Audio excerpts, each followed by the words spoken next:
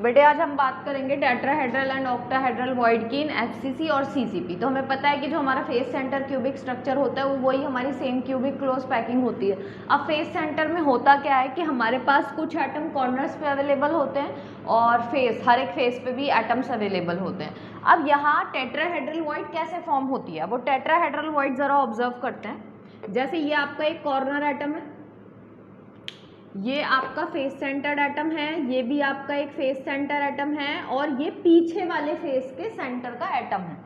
अगर हम इन तीनों एटम्स को इस तरह से कनेक्ट करें तो it will form a tetrahedral void. जब ये तीन एटम इस तरह से कनेक्ट होते हैं, आपका एक ये एटम, एक ये एटम और एक ये एटम, तो हमने पता है कि जब तीन एटम इस तरह से कनेक्ट होते हैं और एक एटम इसके ऊपर आके इस तरह प्लेस हो जाता है, तो यहाँ जो बनने वाली वॉइड है,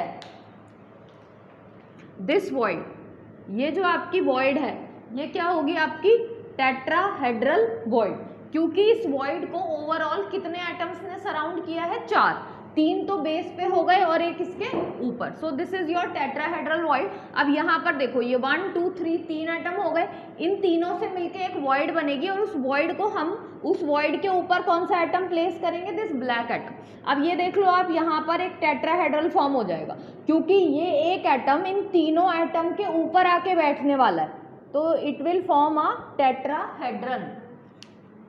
अब ये जो टेट्राहेड्रन बना, अगर आप यहाँ पर इसका वॉइड देखते हो तो जनरली वो वॉइड यहाँ पर बीच में कहीं आकर एग्जिस्ट करेगी। ये आपकी एक टेट्राहेड्रल वॉइड यहाँ हो गई। दूसरी टेट्राहेड्रल वॉइड हम नोटिस करेंगे, एक आपके इस फेस के सेंटर का एटम है, एक बॉटम फेस सेंटर्ड एटम है और एक फ्रंटल फेस का atom.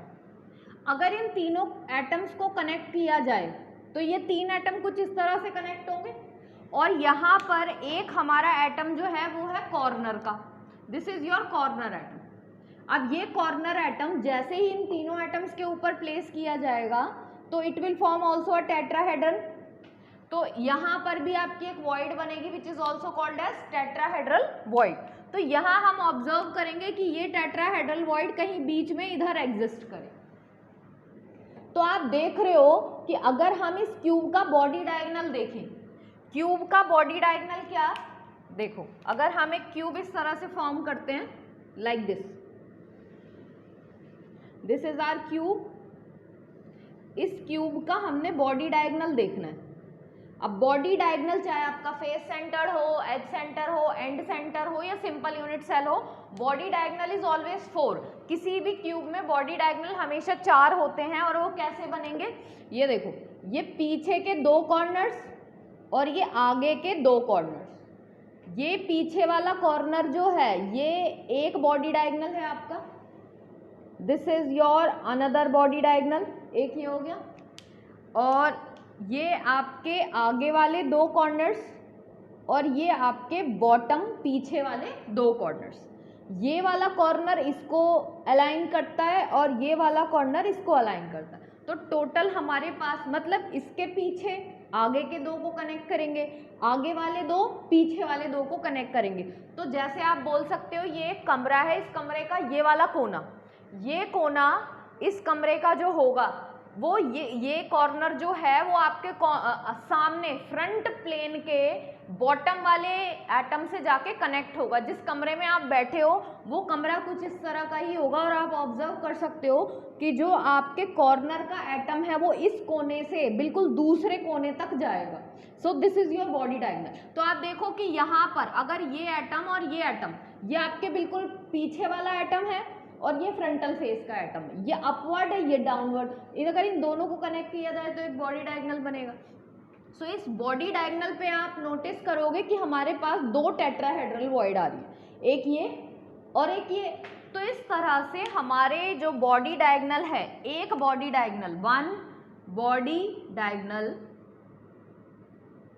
In FCC will contain 2 tetrahedral void. यहाँ पर जनरली 2 टेट्राहेड्रल वॉइड आएंगे। तो यहाँ हमारे पास ओवरऑल बॉडी डायगोनल कितने हैं, we are having 4 body diagonal. तो अगर हमारे पास 4 बॉडी डायगोनल हैं एफसीसी में तो टेट्राहेड्रल वॉइड कितनी होने वाली है? 8 tetrahedral void. Is it clear? यहां से ही हम फॉर्मूला भी निकाल सकते हैं। जैसे आपने देखा होगा in crystal system total number of tetrahedral void is equal to twice number of atom present in the crystal. देखो एक बार मैं ऑक्टाहेड्रल एक्सप्लेन करती हूँ, फिर आपको बताती हूँ फॉर्मूला आया कैसे। अगर हम एक ऑक्टाहेड्रल वॉइड फॉर्म करते हैं, सेम बात हम एफसीसी की ही कर रहे हैं, लेकिन वॉइड चेंज है। अब हम बात करेंगे ऑक्टाहेड्रल वॉइड के बारे में। ऑक्टाहेड्रल वॉइड हमारी कैसे फॉर्म होती है? आपको पता है ऑक्टाहेड्रल वॉइड को बनाने के लिए 3 एटम इस तरह से कनेक्ट होते हैं। ये एक ट्रायंगुलर एपेक्स फॉर्म होता है और हमारे पास 3 एटम अपोजिट डायरेक्शन में हमने कनेक्ट करने होते हैं, 1 2 एंड दिस इज 3। तो एक और हमारे पास ये फॉर्म हो जाती है, this is overall your octahedral void. तो ये ऑक्टाहेड्रल वॉइड कैसे फॉर्म होती है? Like this. और इसको ऑक्टाहेड्रल वॉइड क्यों बोला जाता है? Because it will form a octahedral. देखो एक apex like this, another apex is like this, और अगर हम इसको कनेक्ट कर दें तो ऑब्वियस सी बात है ये आपका एक ऑक्टाहेड्रन ही फॉर्म करेगा लाइक दिस। तो ये आपका एक ऑक्टाहेड्रन फॉर्म हो जाता है। अगर आप इसको ओवरव्यू करना चाहते हो तो ये कुछ इस तरह से बनेगा। जैसे कि आप समझ सकते हो 4 एटम ये हो गए, एक एटम ऊपर और एक एटम नीचे। इसमें भी देख लो 1 2 3 4, 2 ब्लू 2 रेड, 4 एटम बेस के, एक एटम ऊपर एक एटम नीचे, 6 एटम से टोटल ऑक्टाहेड्रल वॉइड बनती है। तो यहाँ पर 1 2 3 4 ये अबव प्लेन का एटम है, 4 एटम के ऊपर वाला। तो ये देखो ये इस तरह से कनेक्ट करेगा।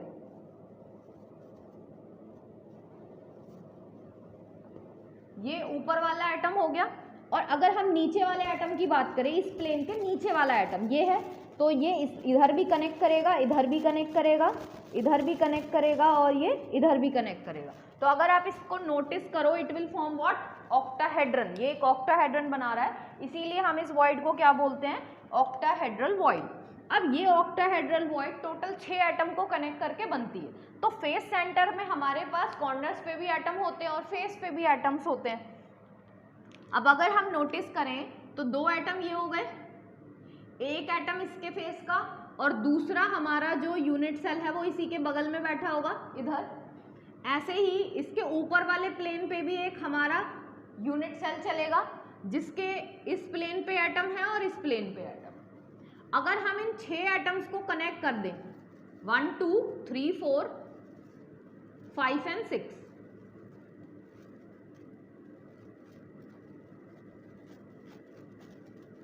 इसको प्रॉपरली अलाइन करने के लिए एटम हम कुछ इधर ले लेते हैं। ये आपके ऊपर वाले प्लेन का है, ये आपके नीचे वाले प्लेन का है। अगर ये तीनों ऐसे मिलते हैं तो हम नोटिस करेंगे कि बिल्कुल सेंटर पे आपका क्या बनेगा? This is what your octahedral void. तो 2 कॉर्नर, एक ये फेस एक ये फेस, एक ऊपर और एक नीचे वाले प्लेन का जो फेस सेंटर एटम है, it will form your octahedral void. एक ऑक्टाहेड्रल वॉइड आप देख रहे हो बिल्कुल एज पे फॉर्म हो रही है और एज के सेंटर पे फॉर्म हो रही है। अब यहाँ पर आपके पास एक क्रिस्टल सिस्टम है जिसमें बहुत सारे face centred cubic unit cell हैं। तो जनरली सारी एजेस पे आपकी एक एक ऑक्टाहेड्रल वॉइड बनने वाली है।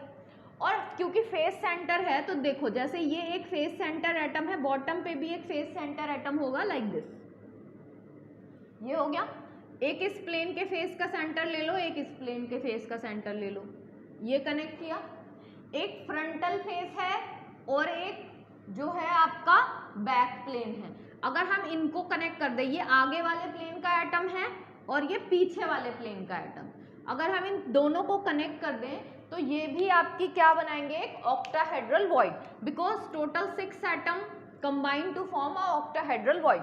तो एक ऑक्टाहेड्रल वॉइड तो आपके बॉडी के सेंटर पे फॉर्म होगी और एक ऑक्टाहेड्रल वॉइड आपकी कहाँ फॉर्म होगी? एज पे। अब आप देखिए, अगर हम FCC की बात करते हैं, सो इन FCC और CCP we are having total 12 edges. अगर हमारे पास 12 एजेस हैं तो टोटल ऑक्टाहेड्रल वॉइड 12 फॉर्म होंगी, और एक कहाँ है, बॉडी के सेंटर पे। लेकिन हर एक एज की जो वॉइड है उसका कंट्रीब्यूशन कितना है, 1/4। क्यों, अगर ये एक वॉइड है तो ये इस यूनिट सेल के लिए भी है, इसके बगल वाले के लिए भी है, ऊपर वाले के लिए भी है और नीचे वाले के लिए भी है। तो ये एक ही वॉइड है, लेकिन ये वॉइड इधर भी कंट्रीब्यूट कर रही है, इधर भी कर रही है, ऊपर भी कर रही है और नीचे भी कर रही है। इसीलिए एक एज ऑक्टाहेड्रल वॉइड का कंट्रीब्यूशन कितना होगा, 1/4। सो हम अगर नोटिस करें, इधर देखते हैं,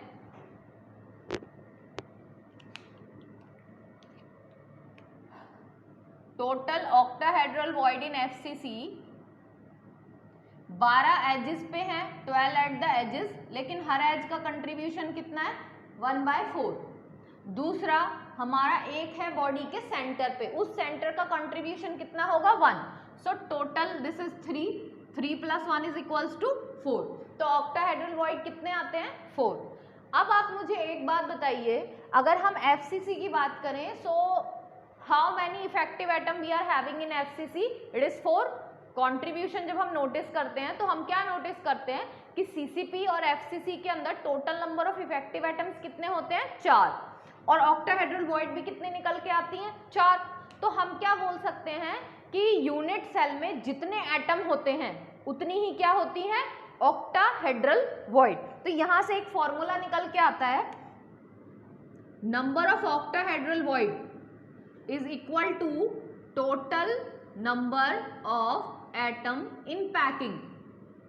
आपके क्रिस्टल में जितने एटम होते हैं उतने ही ऑक्टाहेड्रल वॉइड होते हैं। यहाँ से आप नोटिस कर सकते हो FCC का इफेक्टिव नंबर ऑफ एटम कितना होता है, 4।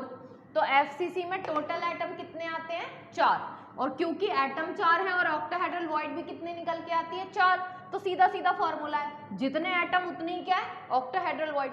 अब यही सेम FCC टेट्राहेड्रल के लिए भी है, वही सेम FCC ऑक्टाहेड्रल के लिए भी है। इसके अंदर भी इफेक्टिव एटम 4 है, इसके अंदर भी इफेक्टिव एटम कितने हैं, 4, लेकिन यहाँ वॉइड कितनी फॉर्म हुई थी, 8, वहां कितनी फॉर्म हुई है, 4। तो आप क्या लिख सकते हो, that total number of octahedral void is just double the number of octahedral void. So the number of tetrahedral void is equal to twice the number of atom present in packing. जितने atom packing में होते हैं उसकी double आपकी क्या होती है, tetrahedral void. तो अगर आपको यहाँ से ये कंसेप्ट क्लियर है तो आप ये फॉर्मूला बहुत आसानी से, अभी पहले याद करना पड़ता था लेकिन अभी आप इसको बहुत इजीली समझ सकते हो, और इससे रिलेटेड आपको क्वेश्चंस भी आते हैं सॉल्व करने के लिए। बाकी नीट और एंट्रेंस में भी आप देखोगे इससे रिलेटेड आपको काफ़ी क्वेश्चंस मिल जाएंगे, तो इसको ध्यान से देखेंगे और समझेंगे। Thank you very much.